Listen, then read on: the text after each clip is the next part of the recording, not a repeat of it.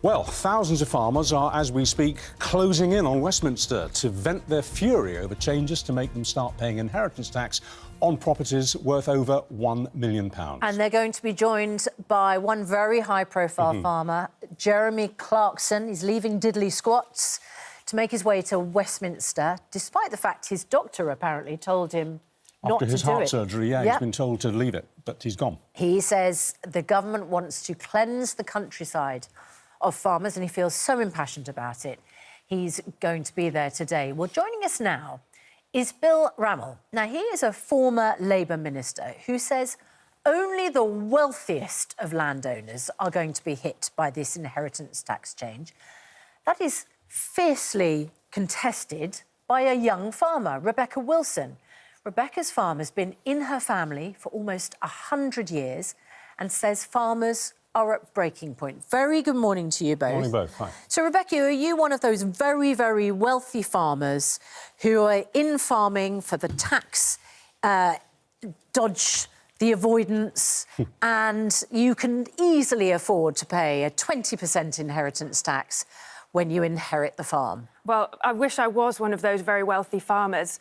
For us at home on the farm, so we're based in North Yorkshire, our profitability on the farm has been struggling for many years now. We're really constrained by things like the supply chain, and ultimately we're price takers. So the market decides what we get for our products. Right. It doesn't cover costs of production, particularly in recent years with really high input costs. And ultimately, we don't mind paying tax, but if we don't have the cash flow in our business relative to the size of assets, we're really going to struggle. Your family has had this farm since, what, 1928? Getting on for 100 years. You brought some pictures in. I think this is you as a little girl. Is this with your parents? Yeah, with my mum and my twin sister, Rosie. OK, so there's no way that you could be accused of sort of buying the farm as a tax loophole, a tax dodge. It's in the family. It's in the blood, basically. Exactly, yeah. Yes. If the awful thing were to happen and your parents were to pass away this year, once the new rates are effective, would it really mean that straight away you'd have to put the for sale sign up in the fields? Well, for us on our farm, as I mentioned, the profitability, we do not have the cash in our business to pay, for us, nearly a £1 million tax bill. And I appreciate that we are being allowed to pay it over 10 years, and there is interest on that, and we simply do not have the money there to pay it. The only option for us would be to sell a portion of the farm, which again puts the financial viability at risk. Okay. Bill Rammell, this is the point, isn't it? That we rely on our farmers. We want to produce as much food in this country as possible. We don't want to rely on imports and whatever prices that might cost us. So we rely on Rebecca's family farm. If she inherits and has to pay 20% inheritance tax, she's going to have to sell part of the farm. That's not good for the UK. Well, look, I've got the greatest respect for farmers. They work damned hard and they make a major contribution to society. But I'd really urge farmers to look at the detail of these tax changes, because I genuinely think the reaction has been way out of kilter. You described it as hysterical. Yeah, because it's completely... She's not hysterical. No, she's not. And I'm not sure you'll be affected in the way that you're describing. But it's completely out of kilter with the facts. This isn't a tax on farmers per se, it's a tax on the very wealthiest. Don't listen to me. Paul Johnson from the rigorously independent Institute for Fiscal Studies said the reaction from farmers is massively overblown and they still get a better tax deal than anyone else in society. Have you worked on a farm? Do you come at this with experience? Well, when I was a constituency MP, I had 7 farms in my constituency that I worked very hard with and lobbied on their behalf. But, I mean, I wonder if you're better at assessing the value of Rebecca's farm than she is. Well, OK, let's come to this. And firstly, let's make the point that if you're a married couple, you can pass on £3 million completely tax-free. You only then pay a reduced rate of inheritance tax and you've got 10 years to pay it off.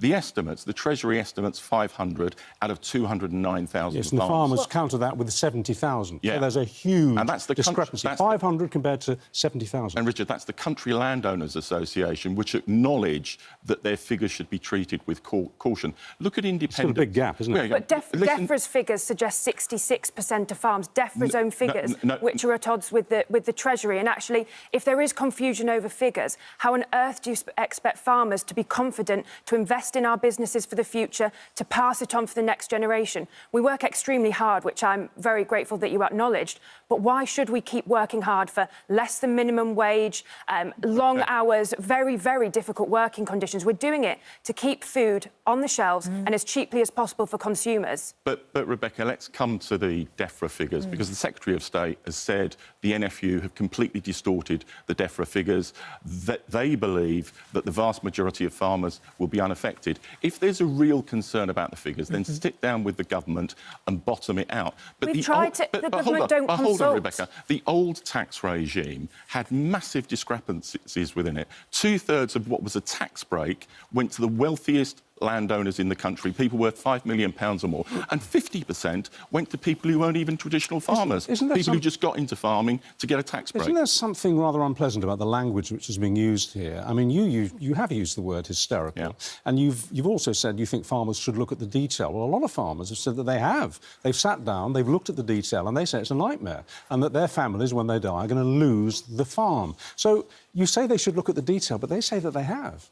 Well, then I'd urge with respect they look again, because, no, hold on, a married couple can pass on £3 million, tax-free. The average value of a farm in the UK is £2.3 million.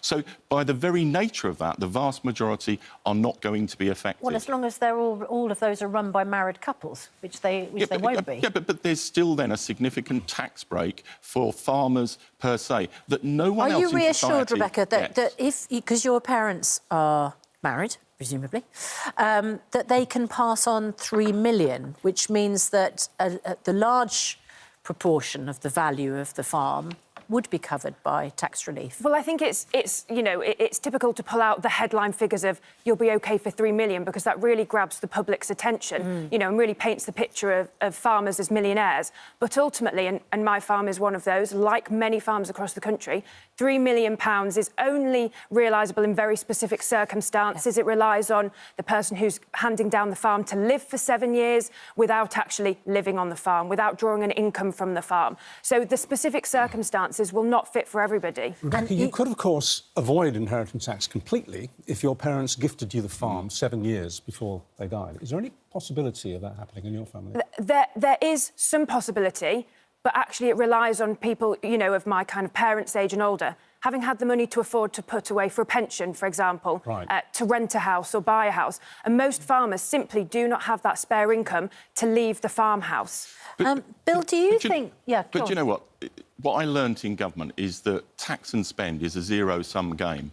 And if we're not going to levy this tax through inheritance tax, then I think the opponents have actually got to say what other taxes on poorer working people should go up, or what other cuts in public... Do we not count as poor working people? But that's not Rebecca's job, to come up with an alternative tax. Rebecca's job is to defend farmers. I'm not personalising it to Rebecca. I'm saying... But you said opponents, and we've got an opponent here who's the farmer. Across the board, if they don't agree with this tax, need to say, well, what other taxes should go up? No, that's not their job. Hard-working people. That's the Chancellor's job. No, I think we're hard-working people. I find it completely offensive to not be in the bracket of a hard-working person. Of course you're hard-working. Most farmers do not draw minimum wage from their farming businesses. Yes, you might say they get some benefits from being part of a business, and some of those are now going, for example, pickups. But other people in their job perhaps get a company car, holiday allowance, healthcare, a pension, and farmers are not in that position because we do not have the...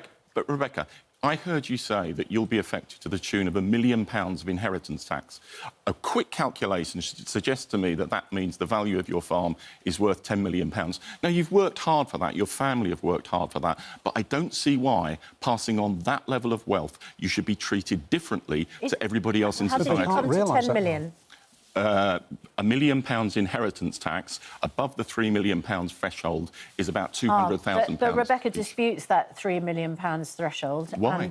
Well, it's only realisable in specific circumstances. So to use the headline figure of £3 million is really skewing perspectives on the topic. If your parents are married and they claim the £1 million allowance, and then the additional £1 million And they have to survive. They get to £3 million. All right, moving away from the detail, does this whole argument, whichever side of the argument one might stand on, demonstrate a fundamental disconnect between central government and the countryside? There just doesn't seem to be a meeting point, a meeting of minds. No, I don't think that's true.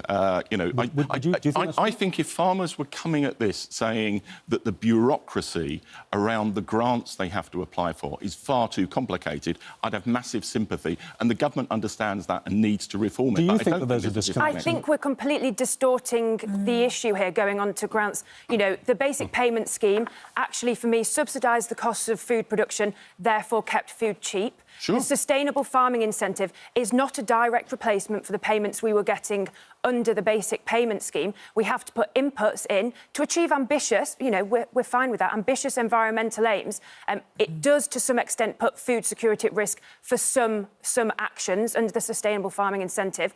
And I think it's completely missing the point to move it on to, albeit that's an issue, to move away from inheritance tax, APR, the things announced in the budget around, you know, a carbon tax on fertiliser. We've never seen protests like this before in this country. We've seen them in countries like France, where the farmers don't take any nonsense from central government. Richard. Go back to 2001 and the fuel protests. OK. And there were equal protests by farmers and lorry drivers. And I tell you this, and I don't put the NFU in this category, but some of the talk from a minority of farmers about blockades and disrupting the food chain.